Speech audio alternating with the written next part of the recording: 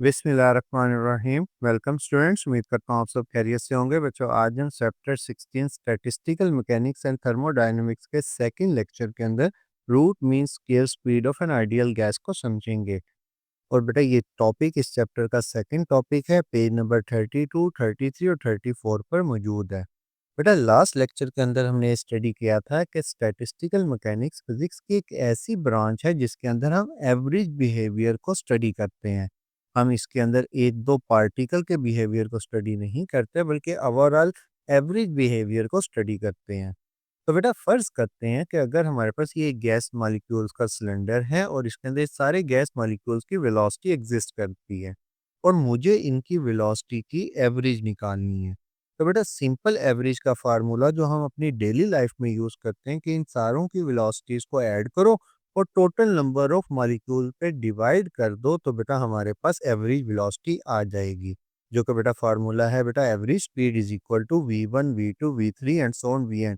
v1 जो है बेटा वो एक मॉलिक्यूल की वेलोसिटी, v2 दूसरे मॉलिक्यूल की velocity and so on vn molecules की वेलोसिटीज आ गई।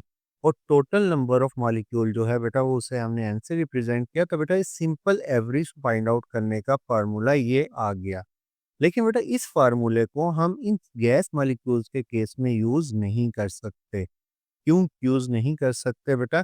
फर्ज करते हैं बेटा अगर एक मॉलिक्यूल जो है वो लेफ्ट से राइट मूव कर रहा है और दूसरा राइट से लेफ्ट मूव कर रहा है, तो बेटा दोनों की वेलोसिटीज एक दूसरे के अपोजिट हैं। तो बेटा एक की वेलोसिटी पॉजिटिव में लिखी जाएगी और एक की वेलोसिटी नेगेटिव में लिखी जाएगी, जिसकी वजह से वो दोनों वेलोसिटीज एक दूसरे को कैंसिल कर देंगी और जो टोटल एवरेज आएगी हमारे पास या तो वो गलत आएगी या फिर हमारे पास कम आएगी। जिसकी वजह से बेटा हम वेलोसिटी यानी स्पीड फाइंड आउट करने के लिए, एवरेज स्पीड फाइंड आउट करने के लिए ये सिंपल एवरेज स्पीड का फार्मूला यूज नहीं कर सकते। इस पूरे सिनेरियो को लिखेंगे कैसे? Gas molecule move at different speed and can have positive and negative velocity components in all directions. Average speed only give the simple arithmetic mean but it ignores direction and does not relate directly to energies. तो बेटा फिर हम करेंगे क्या? अगर हम इस वाले फार्मूले से एवरेज स्पीड नहीं निकाल सकते तो हम किससे निकालेंगे? बेटा इसके लिए हम यूज करेंगे मीन स्क्वायर स्पीड। मतलब हम इस वेलोसिटीज का सबका स्क्वायर लेंगे। स्क्वायर लेने का मकसद क्या है बेटा? जो नेगेटिव वाली वेलोसिटीज होंगी वो भी पॉजिटिव में कन्वर्ट हो जाएगी, क्योंकि किसी भी नेगेटिव नंबर का जब हम स्क्वायर लेते हैं तो बेटा वो पॉजिटिव हो जाता है। और फिर टोटल नंबर ऑफ मॉलिक्यूल पे डिवाइड करेंगे। और बेटा ये अब एवरेज स्पीड नहीं कहलाएगी बल्कि ये कहलाएगी mean square speed. Last topic में भी हमने ये ब्रैकेट्स के साथ इसको यूज किया था, वहां पर मैंने आपको कह दिया था ये सिंपल एवरेज स्पीड है, क्योंकि ये टॉपिक आपने नहीं पढ़ा हुआ था। अब आपने इसे याद रखना है बेटा। इसको हम नाम देते हैं मीन स्क्वायर स्पीड, क्योंकि बेटा पहले हमने इसका स्क्वायर लिया और उसका फिर मीन फाइंड आउट किया, और उसके बाद अगर बेटा हम इसका स्क्वायर रूट ले लेंगे तो बेटा ये बन जाएगी रूट मीन स्क्वायर स्पीड। मतलब पहले स्क्वायर लिया, उसके बाद मीन लिया, उसके बाद बेटा हमने इसका स्क्वायर रूट लिया, तो बेटा इसको हम आरएमएस स्पीड भी कहते हैं। और बेटा इसका जो पूरा नाम है root mean square speed. It give a more accurate value because it directly link to kinetic energy and pressure of gas. कल के टॉपिक में हमने देखा था ये वाली वैल्यूज हमने काइनेटिक एनर्जी और प्रेशर ऑफ गैस के फार्मूलों में भी यूज की थी। नेक्स्ट बेटा हमारे पास है डेरिवेशन, कि हम रूट मीन स्क्वायर स्पीड कैसे निकालेंगे बाय यूजिंग काइनेटिक थ्योरी। मतलब यहाँ पर तो ये सिंपल सा फार्मूला था ना, जब हमारे पास वेलोसिटीज गिवन हो।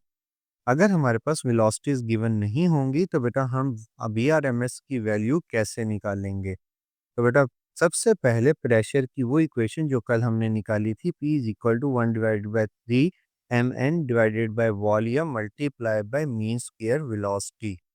अब यहाँ पर बेटा अगर आपको याद हो तो बेटा आइडियल गैस इक्वेशन थी PV is equal to nRT। अगर बेटा V इधर आके डिवाइड हो जाएगा तो बेटा ये दोनों P की इक्वेशंस बन जाएगी।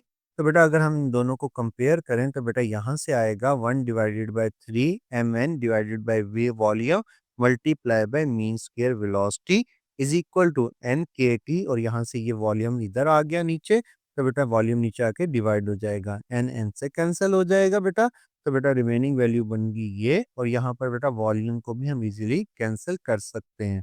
मुझे वेलोसिटी की वैल्यू चाहिए, तो वेलोसिटी निकालने के लिए बेटा मीन स्क्वायर वेलोसिटी को इधर ही रहने देंगे, बाकी सारी वैल्यूज को दूसरी तरफ शिफ्ट करेंगे, तो बेटा वैल्यू आ जाएगी 3 kT डिवाइडेड बाय m। और बेटा मीन स्क्वायर के बाद अगर हम root mean square velocity find out करना चाहते हैं, तो बेटा दोनों साइड्स पे स्क्वायर रूट लेंगे, तो बेटा वैल्यू बनेगी हमारे पास V R M S is equal to square root 3 kT divided by m। यहाँ पर अगर आपको नहीं को याद हो तो बेटा हमारे पास V R M S equal था square root mean square value के। तो बेटा यहाँ पर हमने क्या लिख दिया, V R M S is equal to square root 3 kT divided by m। अगर बेटा ये कांस्टेंट और इक्वल टू को हम मिलाएंगे, तो बेटा हमारे पास V R M S directly proportional आएगी स्क्वायर रूट टी यानी टेम्परेचर के।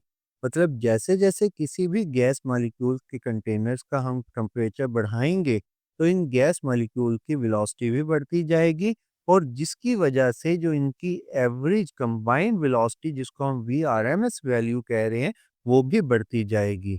तो बेटा अगर इस फार्मूले के अंदर के जो है ये बोल्ट्जमैन कांस्टेंट है, इसकी वैल्यू पुट करते हैं, के इक्वल होता है R divided by Avogadro's number.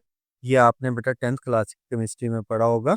इसको अगर हम बेटा इस फार्मूले में पुट कर दें यहाँ पर, तो बेटा वैल्यू बनेगी V R M S is equal to square root 3 RT divided by m multiply by Avogadro's number. और यहाँ पर बेटा mn जो है ये मोलर मास है, इसकी जगह हम m पुट कर सकते हैं, कैपिटल M।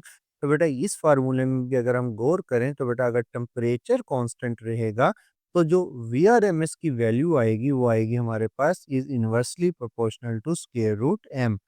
इसका क्या मतलब हुआ, जिसका मास जितना ज्यादा होगा उसकी वेलोसिटी उतनी कम होगी। फॉर एग्जाम्पल हाइड्रोजन का मास जो है बेटा वो ऑक्सीजन से कम होता है। इसी वजह से हाइड्रोजन के गैस मॉलिक्यूल्स की जो स्पीड है वो ऑक्सीजन से 4 गुना ज्यादा होती है। तो हम लिखेंगे इसे, so gas will lighter molar mass move faster than heavier ones. और अब बेटा यहाँ पर अगर आप गौर करें, तो बेटा एक फार्मूला वीआरएमएस का ये आया था हमारे पास, दूसरा फार्मूला बेटा हमने ये बनाया था, और तीसरा फार्मूला हम डेंसिटी को यूज करते हुए बनाएंगे। जो कल हमने बेटा डेंसिटी का रिलेशन पढ़ा था वो था P is equal to 1/3 rho multiply by mean square velocity. यहाँ से बेटा वेलोसिटी की वैल्यू निकालेंगे, वो आएगी बेटा हमारे पास 3P डिवाइडेड बाय रो। और यहाँ से बेटा हम दोनों साइड पर जब स्क्वायर रूट लेंगे, तो वी आर एम एस आ जाएगा square root 3P divided by rho. अब बेटा एक वी आर एम एस की वैल्यू ये आ गई हमारे पास, दूसरी वैल्यू ये आई थी, और तीसरी वैल्यू ये आ गई थी। और ये तीनों वेलोसिटीज के फार्मूले बेटा हमारे पास इक्वल है। मतलब वीआरएमएस का फार्मूला ये भी हो सकता है, ये भी हो सकता है, और ये भी हो सकता है। और ये तीनों इक्वलेंट फार्मूलाज हैं, जहां पर बेटा हमने प्रेशर की मदद से एवरी वेलोसिटीज को फाइंड आउट करना हो, यानी वीआरएमएस को फाइंड आउट करना हो, तो बेटा हम ये वाला फार्मूला लगाएंगे। टेम्परेचर या मैस की मदद से करना होगा, तो बेटा हम ये वाला फार्मूला यूज करेंगे। और टेम्परेचर की मदद से अगर हमने करना होगा, तो बेटा हम ये वाला फार्मूला यूज करेंगे। मतलब डिफरेंट कंडीशंस के अंदर हम डिफरेंट फार्मूलाज यूज करके इजीली बेटा रूट मीन स्क्वायर स्पीड को फाइंड आउट कर सकते हैं। ये था बेटा आज का लेक्चर। लेक्चर अच्छा लगा हो तो लाइक और सब्सक्राइब करना मत भूलिएगा। थैंक यू, खुदा हाफिज।